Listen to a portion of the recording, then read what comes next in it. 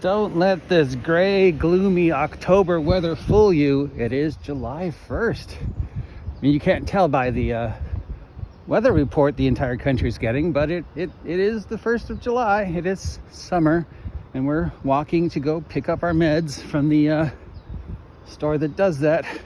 And we're talking yet again about one of our favorite subjects because it never seems to end. And that, of course, is the old school / OSR / you're playing my game wrong nonsense. So, once again, it's time to, I feel like we just had this argument. I feel like I just I can still see myself having this discussion with you guys. So we're just trapped in this endless Groundhog Day of just beating this dead horse for no reason whatsoever, other than we need this to be angry at each other, you know, over a stupid game about elves with sticks. So let us ponder, faithful viewer. Is there a difference between the old school and the OSR?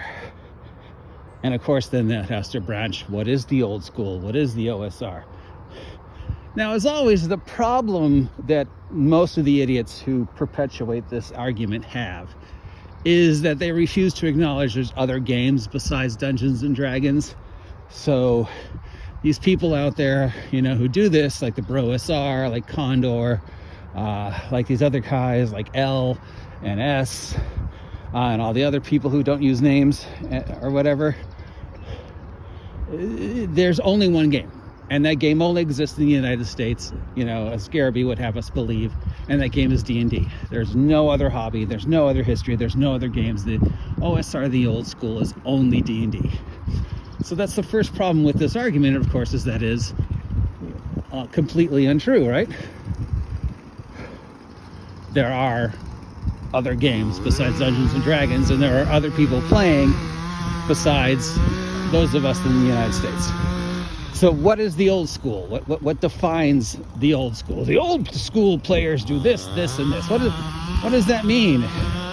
When does the old school stop? Is it people who just played in the 70s? Is that the old school? What about people who played in the 80s, 90s, 2000s? Is 4th edition considered old school? What about games that aren't Dungeons and Dragons? Traveler is almost as old as D&D. Does that count as old school? What about Villains and Vigilantes?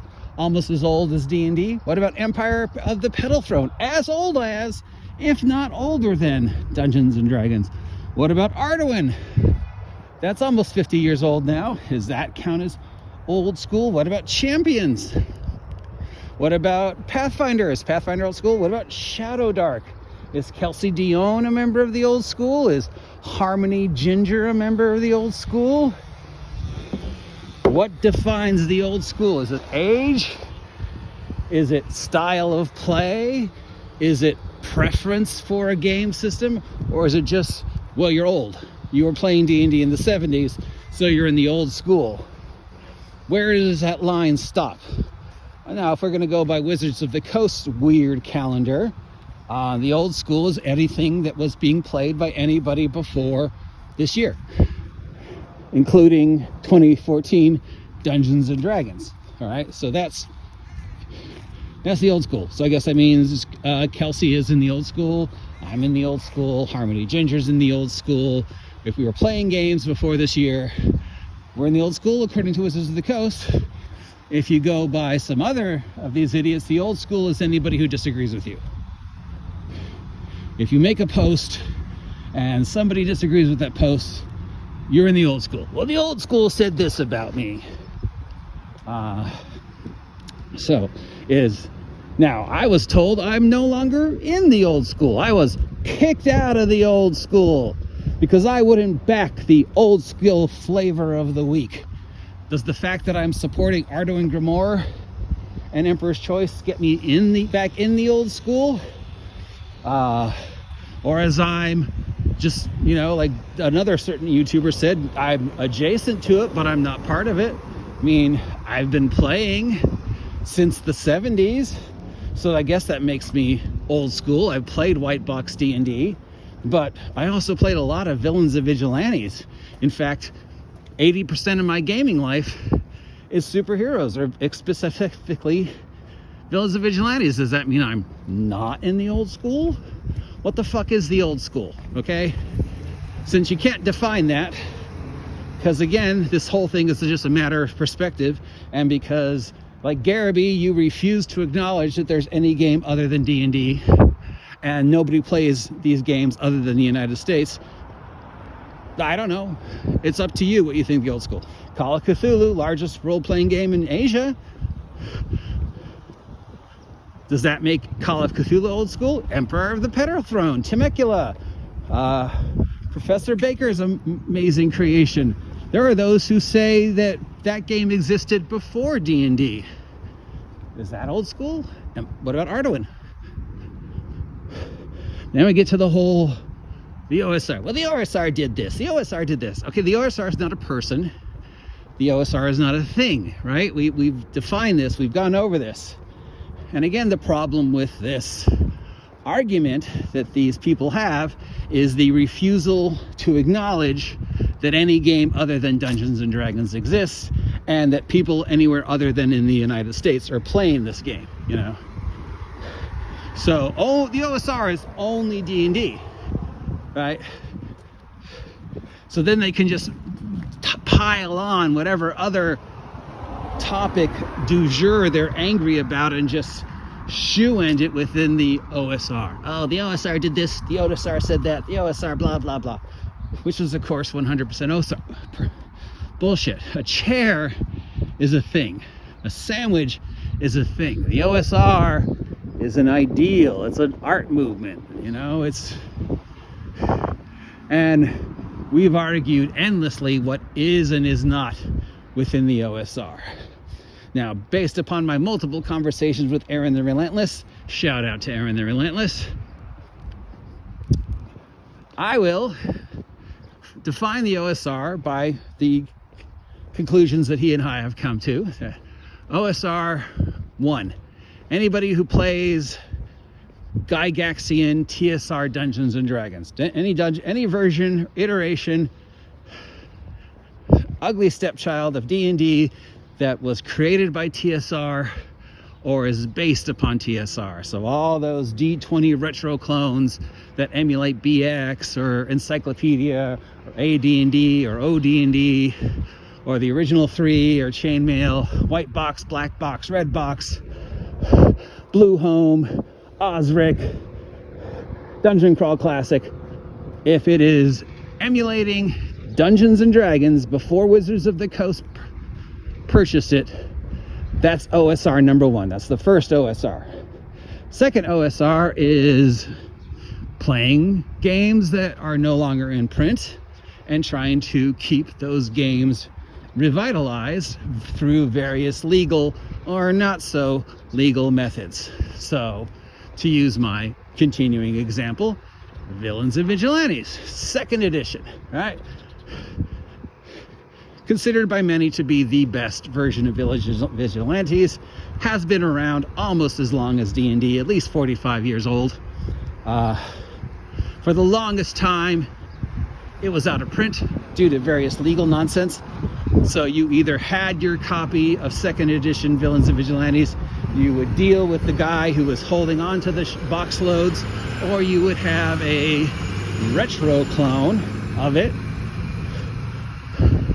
But, you know, it counts as a OSR game because it's an old game that either is no longer in print or difficult to find, but people are still trying to recreate or emulate it through various legal or less than legal means. That's the second definition. So that's retro clones or rewrites or my versions of any game that isn't TSR D&D. So OSR number 1 is TSR D&D and any permutation of TSR D&D, which is 80-90% of all the retro clones.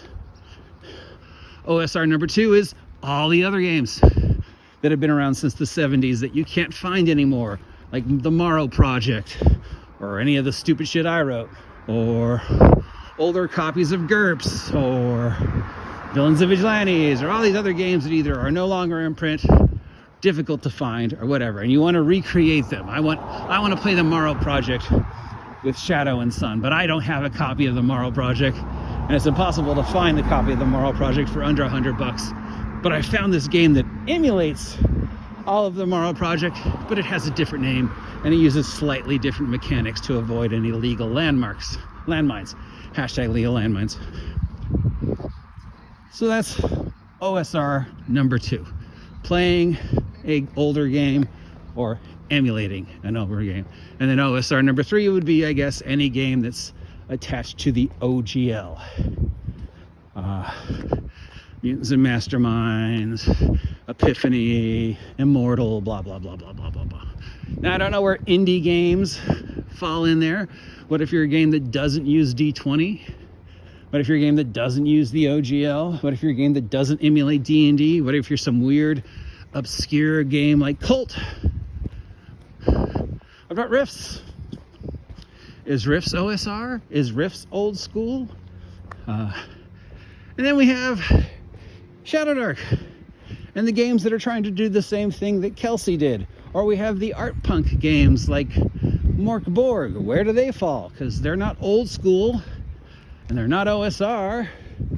And Kelsey made enough money that she's not an indie producer and people are still talking about her. So where do those fall? And now what about the post 2024 games? The Brandon Sanderson Star thingy, DC-20, MCDM, Daggerheart. Every game that's coming out in 2025 that isn't Dungeons and Dragons, where do they fall?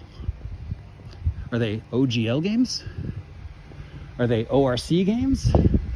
Are they OSR games? Are they old school games? Or are they something new? What about games in Europe, Asia, South America that are being played, you know?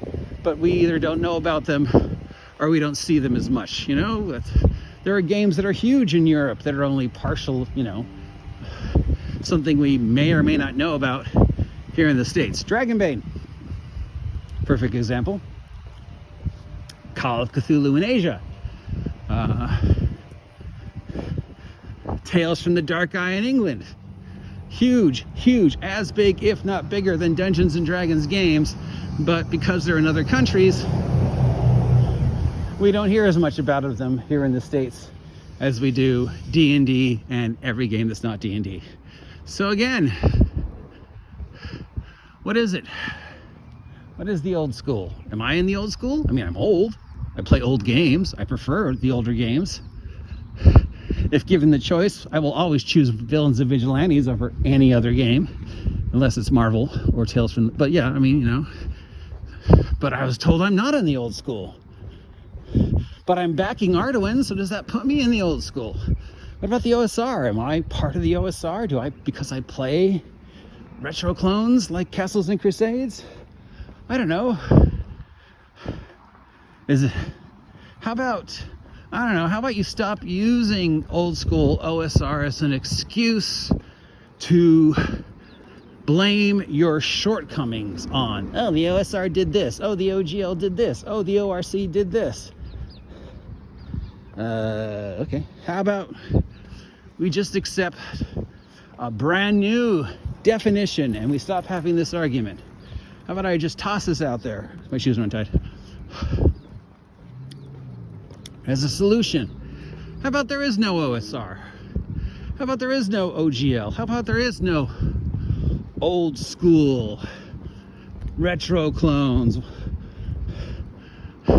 How about you take responsibility for the things that are wrong with your life instead of blaming them on a gaming style?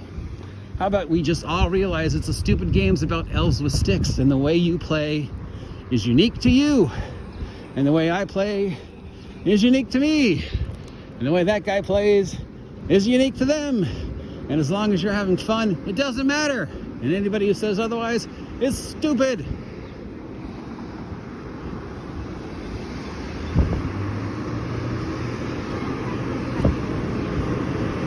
Right? So I would like to put this out there that the OSR, OGL, ORC, old school, EBT, FBI, gone, done, and the only gaming style that matters going forward is the one you're doing that you enjoy doing the most. Whatever game you're playing, great. It only belongs to the shelf that is your school, that is your shelf, that you spent money on, that you enjoy playing. That's the only school that matters. Okay? Anyways, let me know what you think.